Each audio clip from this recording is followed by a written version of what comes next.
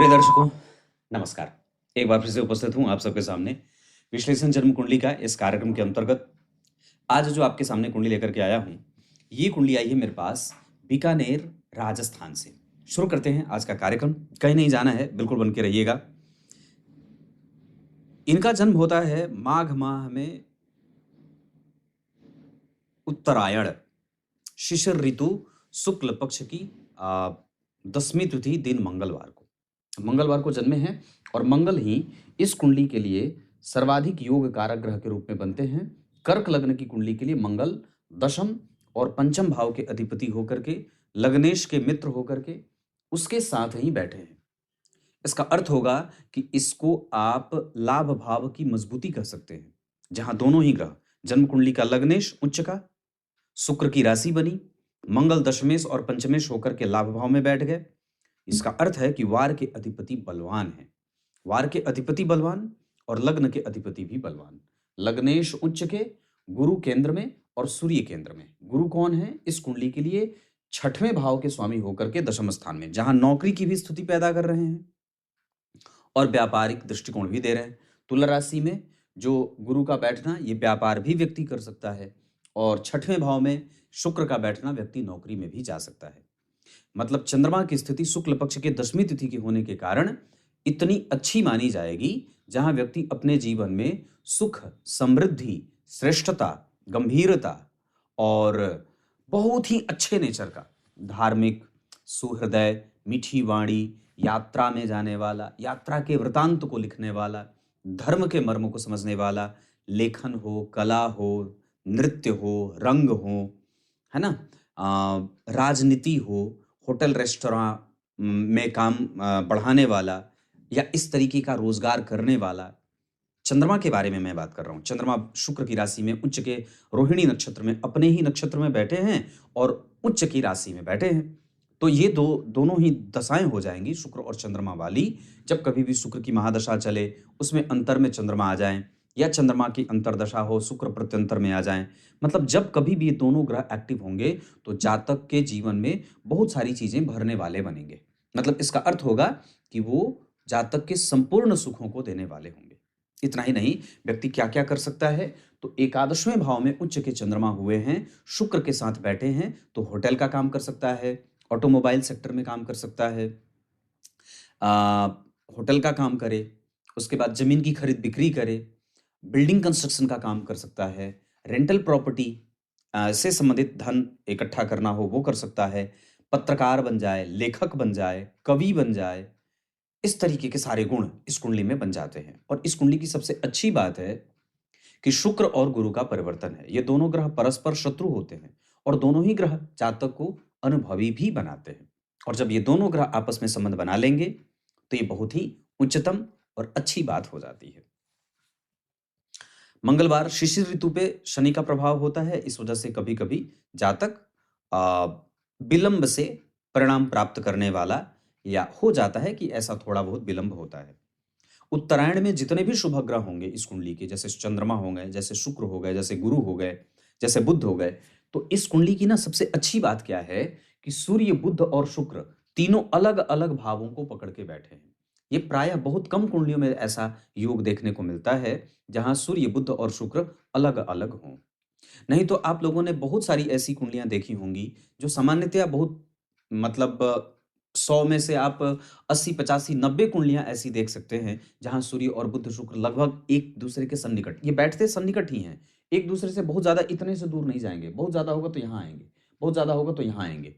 लेकिन इसमें भी बड़ी ही इत्तेफाकन ये बात बन जाती है कि बुध अलग भाव में, सूर्य अलग भाव में और शुक्र अलग भाव में बैठे हैं। ये बहुत कम कुंडलियों में बनता है, इकट्ठा बहुत कुंडलियों में बैठ जाते हैं। तो ये इसका एक अलग फायदा मिल जाता है, जो व्यक्ति के करियर को, व्यक्ति के क्षेत्र को, व्यक्ति की पैतृक संपत्ति को समझने को, दुश्मनों को समझने में, किसी से भी बहुत ज्यादा उसका झगड़ा होता नहीं है, बहुत ही शीत बुद्धि का होता है, ठंडे दिमागों वाला होता है, क्रोध नहीं करता, या फिर ये कह सकते हैं कि जैसे एक स्वभावगत क्रोधी है और एक परिस्थिति वसात क्रोध करता है, दोनों में अंतर है। एक भाई उसके सामने ही ऐसी परिस्थिति बनी कि मानवीय गुण उसके लक्षण दिख गए, और एक जो है वो शांत है, वस्तुतः वो मतलब वो कभी कभी क्रोध करता है, और एक बाय नेचर उसकी क्रोध की स्थिति बनी हुई है, वो सदैव क्रोध में ही रहता है। तो ये कुंडली परिस्थिति वसात क्रोध करने वाली है, पर सबको जी तोड़ प्रेम करने वाली भी है। माता पिता का ख्याल रखना, बड़ों का आदर करना, अच्छे लोगों से मैत्री करना, दान करना, पुण्य करना, तीर्थ करना, दर्शन करना, किसी भी निगेटिव जो जैसे होता है ना कि ये ऐसे ही लोग होते हैं भरणी उच्च वाले, चंद्रमा वाले, रोहिणी वाले, जब इनके प्रभाव और इनके स्पर्श मात्र से महान पापी का भी बुद्धि बदल जाए, है ना। इनके साथ अगर कोई रह ले तो इनकी अच्छाइयों से उसके अंदर, उसके जीवन में अच्छाइयां आ जाती हैं, अच्छाइयों का प्रवेश हो जाता है। तो जैसे भगवान के साथ रहते रहते अर्जुन भी कितने गुणवान हो गए, और दरअसल वो भगवान के ही अवतार थे। क्या कहा था कि मैं धनुर्धरों में अर्जुन हूं। तो क्या कहा कि वस्तुतः रहते तो भगवान के साथ युधिष्ठिर भी थे, नकुल भी थे, सहदेव भी थे, है ना, सब थे। पर भगवान ने अपना विभूति योग का जो वर्णन किया उसमें क्या कहा कि मैं धनुर्धरों में अर्जुन हूं। तो क्यों थे अर्जुन उनके धनुर्धरों में निकट? वो क्यों थे? क्योंकि अर्जुन के पास अभिमान नहीं था, क्योंकि अर्जुन के पास विनय संपन्नता थी। उन्होंने कभी भी अपने आप को ये नहीं कहा कि मैं श्रेष्ठ धनुर्धर हूं, क्योंकि उनको पता था कि वो जो भी कर रहे हैं वो सब साक्षात उनके परमेश्वर उनके सन्निकट बैठे, है ना। वो नर नारायण का स्वरूप था। वहां पे नर जो थे वो साक्षात अर्जुन थे और नारायण भगवान कृष्ण थे। तो कहने का अर्थ है कि जब एक नर अपने आप को परमात्मा के द्वारा दी गई शक्ति पे अभिमान कर लेता है, और जब उसे ये एहसास होने लगे कि मैं ही तो कर रहा हूं, तो भगवान धीरे से अपनी शक्ति खींच लेते हैं। फिर वही युद्ध 18 दिन तक चल जाता है। नहीं तो भगवान तो चाहते तो अर्जुन से वो पलक झपकते वो युद्ध समाप्त कर सकते थे, पर वस्तुतः वो चूंकि मनुष्य थे, अर्जुन मनुष्य थे, नर थे, इस वजह से भगवान ने उनको 18 दिन का लंबा वेटिंग दिया, चलो वेट करो। तो ऐसी बात है। तो यहाँ पे व्यक्ति बड़ा ही मतलब इनके सन्निकट जो रहे उसकी भी मति बुद्धि बदल जाए अच्छाई में, सकारात्मक और बहुत बढ़िया। तो कहने का अर्थ है कि इस कुंडली की अच्छाइयों की प्रशंसा की जा सकती है, प्रशंसनीय कुंडली है।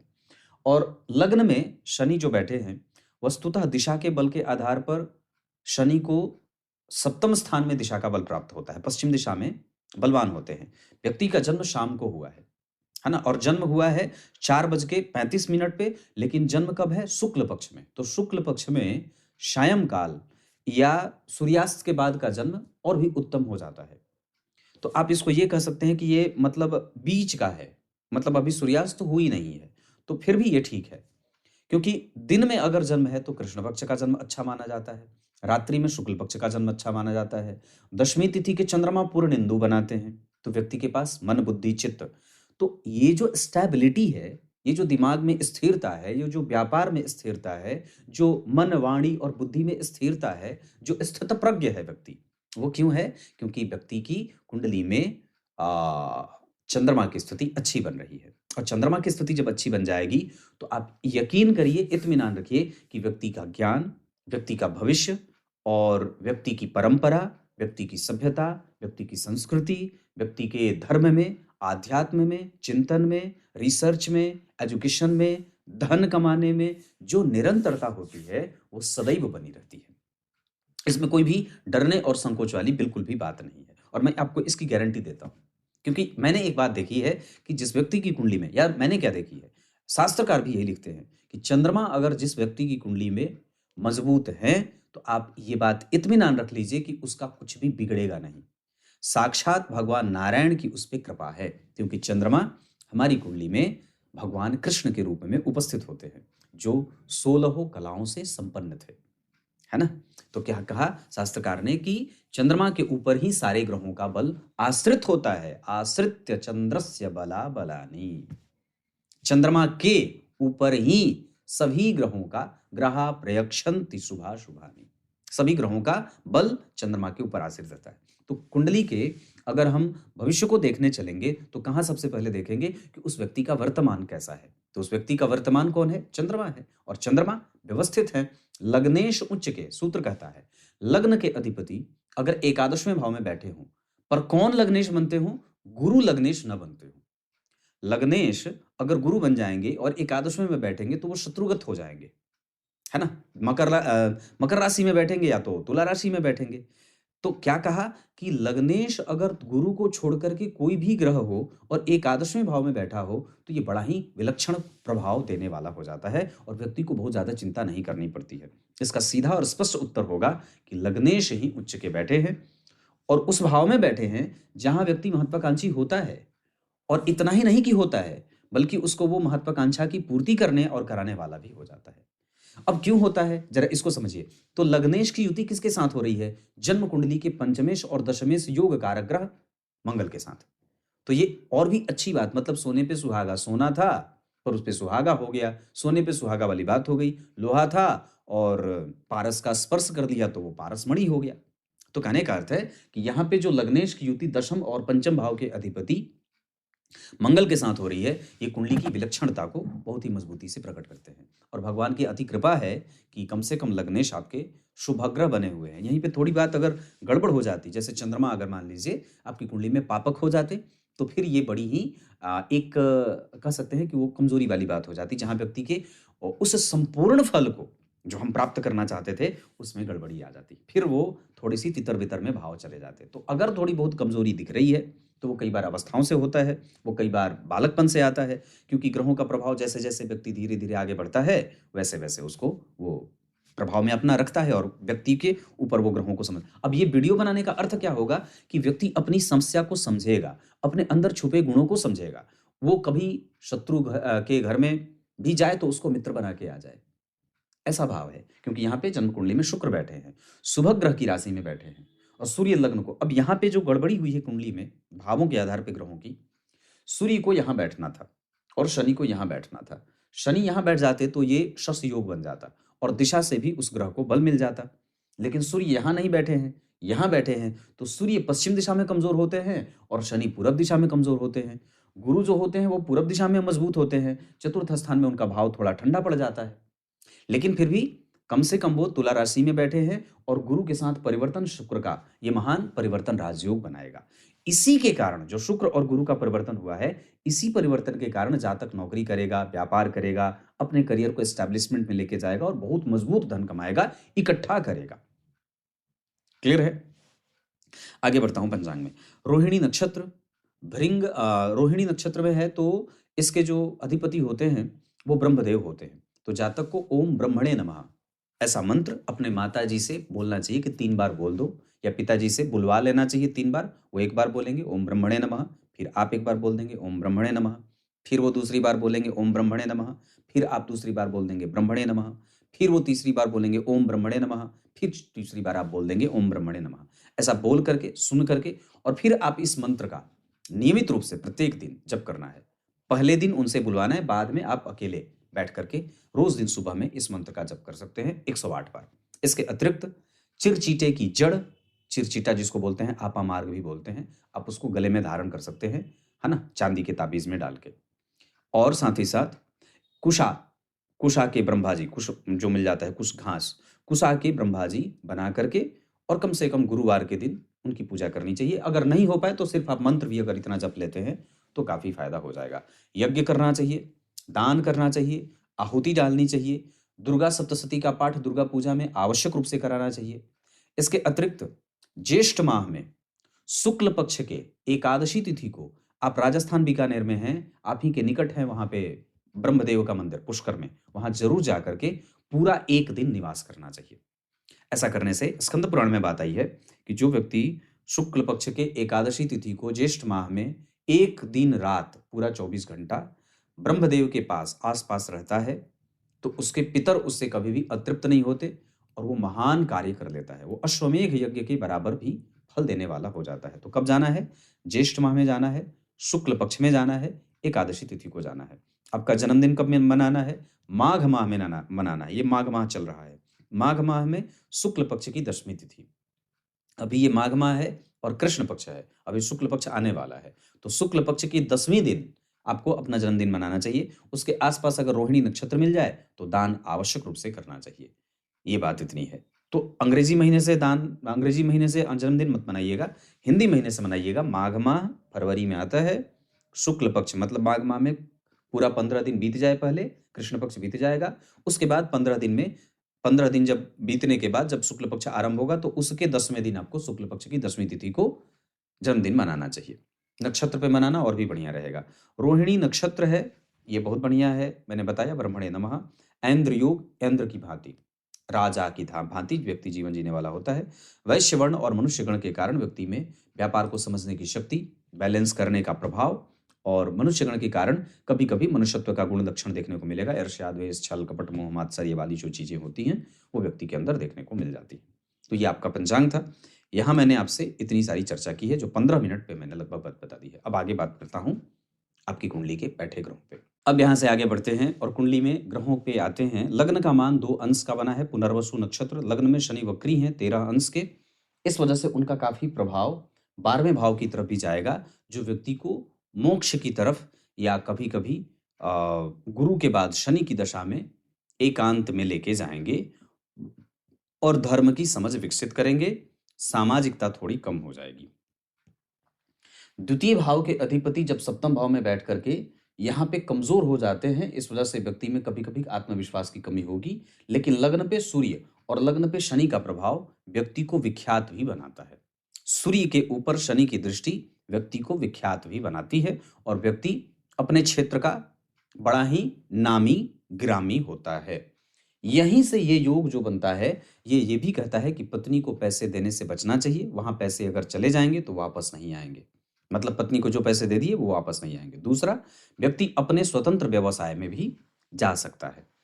तीसरे भाव के अधिपति जन्म कुंडली में बुध अष्टम भाव में नीचा विलासी हैं, पीछे सूर्य और गुरु से दृष्ट हैं। इस वजह से व्यक्ति जो भी मेहनत करेगा, गुरु से दृष्ट हैं ये, जो भी मेहनत करेगा उसकी सफलता निश्चित है। थोड़ी मेहनत करनी पड़ती है क्योंकि शिशिर ऋतु में जन्मे हैं, उस पर शनि का प्रभाव लग्न में, सूर्य का प्रभाव लग्न पे थोड़ी बहुत चिंताएं बढ़ाने का काम करते हैं या व्यक्ति का काम थोड़ा बहुत रुकता है। क्यों मेहनत ज्यादा करनी पड़ेगी? क्योंकि तीसरे भाव में केतु हैं, अनुभव देंगे, उसके बाद परिणाम देंगे। और तीसरे भाव के स्वामी अष्टम भाव में जब चले जाते हैं तो व्यक्ति को मेहनत ज्यादा करनी पड़ती है, पैसे अटक जाते हैं, शत्रु बने भले रहें पर मित्रता व्यक्ति की बनी रहती है। ऐसी अवस्था में व्यक्ति को मित्रों से भी नुकसान होता है और मित्रों से कई बार वो गलत बयानबाजी करता है और मित्रों से नुकसान का योग बन जाता है या मित्रों से बहुत लंबी मित्रता नहीं चलती है। चतुर्थ स्थान के अधिपति शुक्र बनते हैं, जन्म कुंडली के 6वें स्थान में नौकरी देते हैं और यहाँ पे जो स्थिति बनी है ये माता को लंबी आयु, माता को एज ए टीचर या शिक्षक या गुरु व्यक्ति को जीवन में माता ऐसी मिल जाती हैं। चतुर्थ स्थान में भाग्य भाव के स्वामी बैठे हैं, इस वजह से यहाँ पे व्यक्ति माता और पिता की तीर्थ से भी ज्यादा बढ़कर के सेवा करने वाला संस्कारी होता है। चतुर्थ स्थान में गुरु, गुरु से केंद्र में सूर्य, शनि से केंद्र में सूर्य, ये स्थिति कई बार व्यक्ति के जीवन में धर्म, अर्थ, काम और मोक्ष चारों पुरुषार्थों को संभालने वाला और सभी वर्ण के प्रभावों को समझने वाला होता है और बहुत नजदीक से किसी भी विषय को समझने वाला, अनुभवी, कृतज्ञ, धार्मिक, गुरुजनों का पूजक और चरित्रवान होता है। ऐसा क्यों? क्योंकि गुरु और सूर्य दोनों आपस में एक दूसरे से केंद्र में बैठे हैं। शनि और गुरु का संबंध दशम स्थान से है तो व्यक्ति करियर में न्याय करेगा। अपने उच्च की राशि से सूर्य केंद्र में बैठे हैं तो व्यक्ति का करियर ग्रोथ से युक्त है। शनि शत्रु की राशि में बैठे हैं, उसका डिस्पोजिटर प्लैनेट उच्च का है। इस कारण से जन्म कुंडली में शनि वहां पे कुछ न कुछ काफी हद तक जातक के जीवन को देने वाले भी हो जाएंगे। पंचम भाव के स्वामी जन्म कुंडली में मंगल बनते हैं, एकादशवें में बैठ करके वापस पंचम को देख रहे हैं और पंचम भाव के ठीक पीछे गुरु और ठीक आगे शुक्र पंचम भाव को शुभकर्त्री, संतान, दाम्पत्य, विद्या, बुद्धि, विवेक, ज्ञान, मंत्र जप, रिकॉग्निशन, लोगों से प्रेम प्राप्त करना, यश, मान, पद, प्रतिष्ठा और उसकी स्थिति जरा देखें तो यहां भी 8 नंबर ही बना है।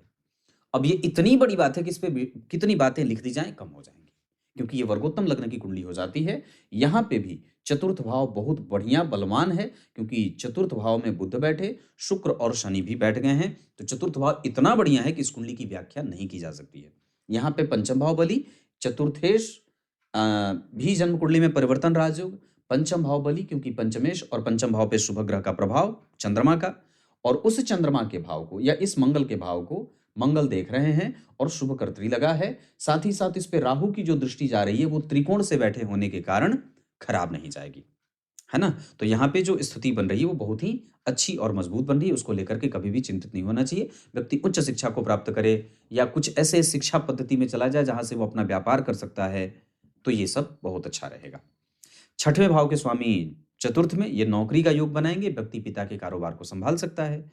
सप्तम भाव के अधिपति लग्न में और लग्नेश उच्च के, तो यहाँ व्यक्ति के जीवन में महिलाएं आती हैं, कई महिलाओं से संपर्क होता है और व्यक्ति की पत्नी भी पुरुषों के संपर्क में रहने वाली, या इसको मैं अगर सामान्य तरीके से समझें तो चरित्रहीन नहीं कहेंगे, पर हाँ सामान्यतः उनके मित्र होते हैं, मतलब जातक और जाति का मित्र होते हैं और दोनों के अपने अपने मित्र हैं।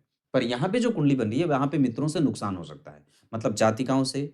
और मैंने क्या बात कही, इंद्र योग में जन्मे है तो व्यक्ति राजसिक है, तो इनके सुख को देख करके लोग इनकी तरफ आकृष्ट हो जाएंगे, इनकी सुंदरता को देख करके लोग इनकी तरफ आकृष्ट हो जाएंगे, पर ये व्यक्ति चरित्रवान है, इसमें कोई संदेह नहीं है। छठवें भाव में सप्तम भाव के अधिपति लग्न में बैठ जाते हैं तो विवाहोपरांत भी व्यक्ति अपने मित्रों से संबंध बनाए रखता है या छुप छुप करके बातें करने वाला होता है। सप्तम भाव के अधिपति और अष्टम भाव के अधिपति होकर के लग्न में और अष्टम भाव में बुध बैठे हैं तो व्यक्ति के दिमाग में बहुत सारे प्रश्न और तर्क बनते हैं। आयु बहुत अच्छी होती है, न्यायप्रियता बहुत अच्छी होती है, सामाजिकता बड़ी अच्छी होती है, व्यक्ति सामाजिक कार्य करता है, चैरिटेबल ट्रस्ट बनाए, रेस्टोरेंट बनाए, तो अंग्रेजी में पता नहीं क्या जाने, होटल वगैरह, भगवान जाने, तो होटल वगैरह बना दे, यात्री शेड बना दे, नल कल आदि की व्यवस्था कर दे राह में राहगीरों के लिए, तो ये सब चीजें शनि करवाने वाले बनेंगे और गुरु करवाने वाले बनेंगे और चंद्रमा उसमें सहयोगी होंगे। तो ये अष्टम भाव की बात है। नवमेश चतुर्थ स्थान में, ये बहुत उत्तम परिणाम देंगे। व्यक्ति घर परिवार सुख सौख्य दान पुण्य भवन बहुमंजिला इमारतों का स्वामी होता है और बहुत सारी गाड़ियों का स्वामी भी होता है। माता और पिता का रक्षक होता है, माता और पिता की सेवा करने वाला और उनके लिए तीर्थ का भी त्याग कर देने वाला होता है, वो इतनी उनकी सेवा करता है। दशमेश द्वितीय भाव में पिता से खूब संपत्ति प्राप्त होती है, पैतृक संपत्ति, पिता का अटेंशन, पिता से प्रेम, पिता का लाभ। और दशम भाव के अधिपति एकादशवें में बैठ करके पंचम को देख रहे हैं तो व्यक्ति में क्रिएटिव गुणों का जो है वो प्रभाव और समावेश भी देखा जाता है। वो रंगों की समझ रखता हो, नृत्य का समझ रखता हो, कलाओं की समझ रखता हो, लेखन का समझ रखता हो, बोलने का समझ, कैसे कब क्या कितना बोलना है, ये सारी चीजें जो गुण दोष आते हैं ये सब मंगल के कारण आते हैं। और जितनी भी चीजें करता है वो कुछ भी ऐसा बर्बाद नहीं करता, बकवास नहीं करता, वो बहुत ही ऑथेंटिक बोलता है और बहुत ही मजबूत बोलता है और पूरे मनोयोग से बोलता है, ये बात है। एकादशवें भाव के स्वामी जन्म कुंडली के छठवें भाव में लेकिन चतुर्थेश भी होते हैं, इस वजह से यहाँ पे और विषम संख्या की राशि में बैठे हैं, तो विषम संख्या की राशि में शुक्र बैठे हैं, इस वजह से वो एकादशवें भाव का फल ज्यादा करेंगे। इस वजह से शुक्र की दशा में व्यक्ति को कभी भी धन का लेन देन नहीं करना चाहिए और शुक्र की दशा में किसी से शत्रुता नहीं करनी चाहिए, नहीं तो धन की हानि हो जाएगी। सप्तम भाव के ठीक पीछे बुध और ठीक आगे शुक्रदेव या शुक्र बुध का जो शुभ कर्तरी लगा है, यहाँ पे जो गुरु और शुक्र का शुभ कर्तरी लगा है, ऐसी बहुत कम कुंडलियों में देखने को आता हो कि लग्न कुंडली वर्गोत्तम हो, चंद्रमा बढ़िया यहाँ भी उच्च के, यहाँ स्वग्रही, यहाँ उच्च के शनि, यहाँ मंगल उच्च के, यहाँ गुरु जो है वो जन्म कुंडली के सप्तम भाव को देख रहे हैं, एकादशवें भाव के अधिपति दिग्बली हो रहे हैं, तो ये बड़ी विलक्षण व्यक्ति ने कृत्य किए थे जो इतनी मजबूत और इतनी भारी कुंडली मिली है। बहुत बढ़िया है, बहुत बढ़िया। तो वैसे एकादशवें भाव पे मैंने एक बात की, 12वें भाव में इस कुंडली के लिए कमजोर ग्रह के रूप में बुध थोड़े बहुत परिभाषित हो रहे हैं। हालांकि ये भी बात है कि व्यक्ति की कुंडली में बुध अष्टम भाव में बैठे हैं और शुक्र छठवें भाव में बैठे हैं। यहाँ पे सबसे ज्यादा अगर बलवान ग्रहों की चर्चा करेंगे तो वहां सूर्य ही अंश बल के आधार पर और ग्रह बल के आधार पर सूर्य ही बलवान आते दिख रहे हैं। इस वजह से व्यक्ति वहां पे मृत्यु के बाद वापस धरती के यानी कि मृत्यु लोक में फिर से आता है।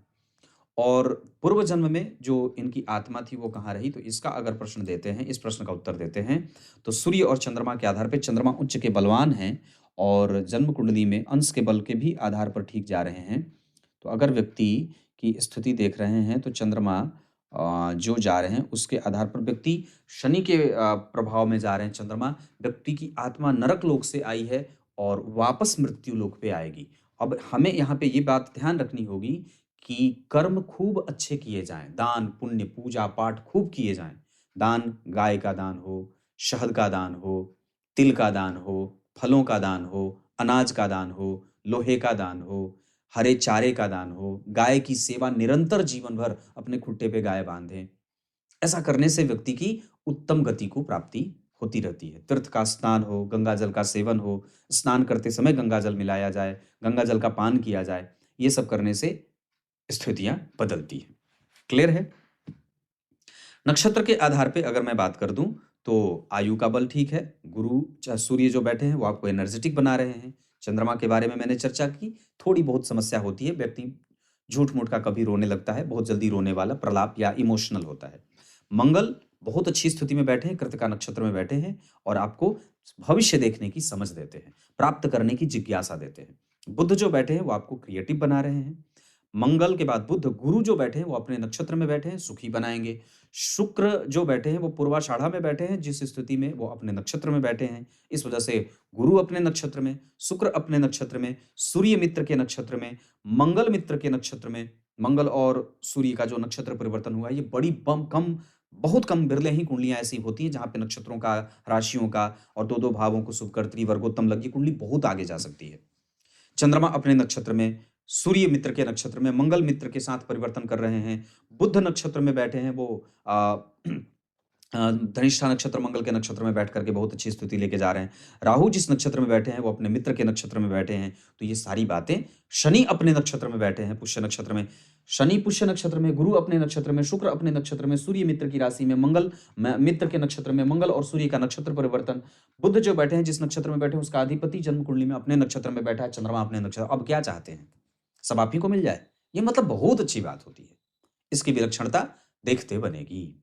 अब बात करते हैं, ये मैंने इतनी सारी बातें बताई जो नक्षत्र पे आधारित थी। मैं जो फलादेश करता हूं उसमें यहाँ पे दिमाग में नक्षत्र चलता है, पर उसका जिक्र आप लोगों को कर देता हूं बहुत सामान्य तरीके से, पर फलादेश जो करता हूं वो नक्षत्रों पे ही करता हूं। दशमांसा चक्र में मैं थोड़ा सा आता हूं। दशमांसा चक्र में नीच के बुध बैठे हैं, यहाँ बुध कमजोर हो रहे हैं, यहाँ पे बुध भी थोड़े से सामान्य ही हो रहे हैं।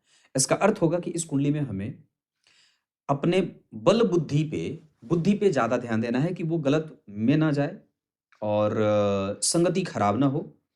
निरंतर गणेश जी के मंदिर का दर्शन होता रहे। इसके साथ साथ गणेश जी को दुर्वा अर्पित किया जाए। जो मंत्र मैंने बताया है उसका जप होता रहे। गणेश संकट नाशक स्तोत्र का पाठ प्रत्येक दिन होता रहे। इससे दशमांसा चक्र को बल मिलेगा। दशमांसा चक्र में है क्या कि सप्तम और चतुर्थ भाव के अधिपति होकर के लग्न में नीच हुए हैं, जिनका नीच भंग हो नहीं रहा है। यहाँ पे गुरु और सूर्य जैसे दो ग्रह शुभ ग्रह की राशि में बैठे हैं। यहाँ शुक्र, शनि और चंद्रमा बैठे हैं। तो यहाँ पे स्थिति तो बहुत अच्छी बन रही है, पर यहाँ लग्न पे स्थिति कमजोर हो रही है। प्राप्त भी व्यक्ति कर लेगा, गुरु से दृष्ट एकादशवां भाव है। लग्न में बुध नीच के हो रहे, जिसका अधिपति तीसरे भाव में जा रहा है। इस वजह से कारोबार में या करियर में थोड़ी बहुत उतार चढ़ाव की स्थिति आरंभ में देखने को मिलती है, पर बाद में चल करके वो भी चीजें ठीक हो जाती है। इस वजह से अब ये बात याद रखिएगा कि जब कभी भी बुध की दशा आए तो हमें अपने सबसे ज्यादा फोकस अपने निर्णय पे, अपने मित्रों पे, अपने करियर पे, अपने ट्रांसफर पे और अपने दिनचर्या पे फोकस बढ़ा देना है। बाकी इस कुंडली में गुरु बढ़िया है, ग्रह सारे अच्छे बैठे हैं, किसी भी ग्रह की कोई विशेष चिंता नहीं है। संकट नाशक गणेश स्तोत्र, अथर्व, सर्स का पाठ आदि रोज दिन करना चाहिए। इसके साथ साथ अगर मैं बात और भी बता दूं तो दशमांसा चक्र में पंचम भाव में पंचमेश बैठे हैं शुक्र और शनि के साथ। इसका अर्थ होगा कि वहां पे जब कभी भी चंद्रमा की महादशा में शनि का अंतर आएगा या चंद्रमा की अंतरदशा में शनि का प्रत्यंतर आए तो वो थोड़ा बहुत मानसिक मतभेद पैदा कर सकता है। या जब कभी भी बुध की महादशा में केतु का अंतर आएगा या राहु का अंतर आएगा या मंगल का अंतर आएगा तो कभी कभी मानसिक कष्ट बढ़ सकता है। स्वास्थ्य के मामले में ये कुंडली पाचन तंत्र से परेशान हो सकती है, वाणी से प्रभावित हो सकती है। बुध वात, पित्त और कफ तीनों के नियंत्रणकर्ता होते हैं, नियंत्रक होते हैं। इस वजह से जब कभी भी बुध की दशा आए या ऐसे भी व्यक्ति को त्रिफला का सेवन, आंवला, हरे, बहेड़ा, इनका सेवन करना चाहिए और व्यक्ति को बहुत ज्यादा अपने स्वास्थ्य में वात, पित्त और कफ तीनों को नियंत्रित करना चाहिए। नियमित दिनचर्या का पालन करना चाहिए। नित्य अगर हो सके तो पूर्णिमा के दिन चंद्रमा को अर्घ्य देना चाहिए और गणेश जी को दुर्वा वगैरह मैंने जैसे कि बताया है। व्यक्तित्व तो अच्छा है, पैतृक संपत्ति अच्छी है, पराक्रम और बढ़ाया जा सकता है। इस कुंडली में धन, मान, पद, प्रतिष्ठा, सामाजिकता, मानसिक शांति, मानसिक सुख, माता का सुख, ये सब भी बहुत बढ़िया है। इस कुंडली में एजुकेशन में थोड़ा बहुत कभी कभी मतभेद दिख रहा है, लेकिन फिर भी वो स्वतः जितना होना चाहिए उतना हो जाएगा। संतति की प्राप्ति बहुत अच्छी है। विवाह करना हो, वृश्चिक राशि वृश्चिक लग्न, मेष राशि मेष लग्न और धनु राशि धनु लग्न और मीन राशि मीन लग्न की जातिकाओं से किया जाए। उत्तर दिशा की तरफ विवाह हो। धन कमाने के लिए अगर जाना चाहते हो तो आप पश्चिम और उत्तर दिशा की तरफ जा सकते हैं। मित्रता वृश्चिक और मीन वालों से कर सकते हैं। शत्रुता कन्या, मकर और वृष वालों के साथ साथ मिथुन वालों से न करें। लग्न में शनि और लग्न पे सूर्य की दृष्टि व्यक्ति को असंतोषी प्रवृत्ति का बनाती है। इसके अतिरिक्त ग्रहों के पास नक्षत्र का बल हो तो बहुत ज्यादा चिंतित होने की कोई आवश्यकता नहीं होती है। दाम्पत्य अच्छा बीतेगा। मंगल योग कारक ग्रह हैं, उच्च के यहाँ भी हैं, उच्च के यहाँ भी हैं। इस वजह से आपकी कुंडली का योग कारक ग्रह अगर लग्नेश से या जन्म कुंडली में प्रभाव बढ़िया बना रहा हो तो उसकी दशा भी कई बार बड़ी लाभ देने वाली हो जाती है। अभी के तत्काल के हिसाब से चतुर्थी का व्रत किया जा सकता है, लाजवर्त धारण किया जा सकता है, चिरचीटे की जड़ गले में धारण की जा सकती है। नौकरी से ज्यादा इस कुंडली में व्यापार के योग ज्यादा बने हैं, हालांकि पहले नौकरी की कोशिश कर लेनी चाहिए। बुद्धि को विष नहीं बनाना है, इस वजह से सही मित्रता करें। भाग्य का लाभ बहुत अच्छा है, करियर ग्रोथ करेगा, है ना। आरंभ में थोड़ी बहुत दिक्कत होगी इसके कारण, है ना, लग्नेश के तीसरे भाव में जाने के कारण, पर बुध के नीच के होने के कारण थोड़ी बहुत समस्या, निर्णय लेने में परेशानी होगी, लेकिन बाद में चल करके पंचम भाव पे चंद्रमा और शुक्र का प्रभाव व्यक्ति को सुखी बना देगा। दशाओं के क्रम में बुध में सूर्य नुकसान कर सकते हैं, बुध में केतु नुकसान कर सकते हैं, राहु में गुरु नुकसान कर सकते हैं, राहु में शुक्र व्यय करेंगे। ये सब स्थितियां बन रही हैं। चंद्रमा बहुत अच्छे जाएंगे, मंगल भी बहुत अच्छी दशा में जाएंगे, बुध सामान्यतः मानसिक मतभेद पैदा करेंगे, मैंने जैसा बार बार कह रहा हूं। गुरु स्थिति के आधार पर आपको स्वास्थ्य से संबंधित गुरु की दशा में कभी कभी चिंता बन सकती है, प्रतियोगिता ज्यादा झेलने को मिल सकती है। शुक्र लाभ देंगे अपनी दशा में। शनि 100% धन मान पद प्रतिष्ठा वाले ग्रह बन रहे हैं, मारक ग्रह बन रहे हैं और अपने भाव की सुरक्षा कर रहे हैं। इस वजह से यहाँ पे हमें शनि की दशा में आलस्य नहीं करना चाहिए। इस कुंडली के सप्तम भाव में सूर्य बैठे हैं द्वितीयेश होकर के, इस वजह से सूर्य की दशा भी कभी कभी कष्ट देने वाली बन सकती है। जब कभी भी सूर्य की महादशा हो, सूर्य का अंतर हो, सूर्य का ही प्रत्यंतर हो, है ना, तो सूर्य की दशा में सावधान, हड्डी टूटना, चोट लगना, गिर पड़ना, ये सब चीजें होती हैं। और उसके बाद चंद्रमा, सूर्य की बात करी मैंने, चंद्रमा मंगल गुरु शुक्र, सूर्य के बाद में बात कर दिया। शनि गुरु के बारे में बात की तो गुरु भी लाभ देंगे। स्वास्थ्य में कमजोरी बताया मैंने। उसके बाद शुक्र की बात करते हैं तो शुक्र भी लाभ देने वाले ग्रह बन रहे हैं। ससुराल से संबंध अच्छा रहता है, सास ससुर से संबंध अच्छा रहेगा। नियमित दिनचर्या का पालन बस करना चाहिए। राहु और केतु आपकी कुंडली के लिए सामान्यतया बेहतर परिणाम देने वाले बन रहे हैं, भाग्यशाली बना रहे हैं। जिस भाव में बैठे उस भाव का अधिपति केंद्र में है और जिस नक्षत्र में बैठे उस नक्षत्र का अधिपति उत्तरा भाद्रपद में बैठे हैं, वो शनि लग्न में बैठा है। मारक कभी कभी राहु में शनि होंगे, मतलब राहु की दशा में जब कभी भी शनि का अंतर हो तो व्यक्ति को कभी कभी परेशान करता है, हालांकि वो दशा बीत चुकी है। रत्न इस कुंडली के लिए अगर आप बन पड़े तो चंद्रमा का रत्न आवश्यक रूप से धारण कर सकते हैं, मोती धारण कर सकते हैं और इस कुंडली के आधार पर चांदी की माला भी धारण कर सकते हैं, चांदी की चेन भी धारण कर सकते हैं। और इस कुंडली के लिए इतनी सारी चीजें बन रही हैं। तब तक के लिए बहुत बहुत नमस्कार।